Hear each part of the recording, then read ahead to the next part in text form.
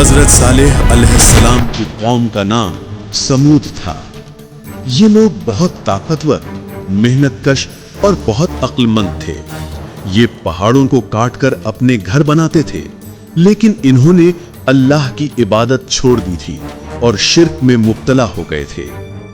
उनकी जमीन खेती के लिए बहुत जरखेज थी और वहां से वो बहुत सारी फसलें पैदा करते थे, लेकिन वक्त के साथ उनकी ख्वाहिशें बढ़ने लगी और वो लोग गलत रास्ते पर चलने लगे। उन्होंने एक अल्लाह को छोड़कर बुत परस्ती शुरू कर और फिर अल्लाह ने अपनी रहमत से एक नबी को चुना, हजरत सालेह अलैहिस्सलाम को, उसी कौम की तरफ जो ताकत, अक्ल और घमंड में अंधी हो चुकी थी। उनका एक नामुमकिन सा पैगाम, सिर्फ एक अल्लाह की इबादत करो और बुराई के रास्ते से लौट आओ।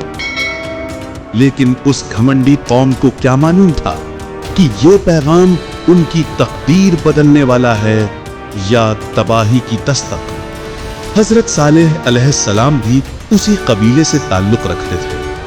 वो एक अजीम और अक्लमंद शख्स थे जिससे लोग मोहब्बत करते थे और मशवरा लेते थे। उन्हें मालूम था कि कबीले के सरदार बुत परस्त हैं और लोगों को जबरदस्ती बुतों की इबादत करने पर मजबूर करते हैं।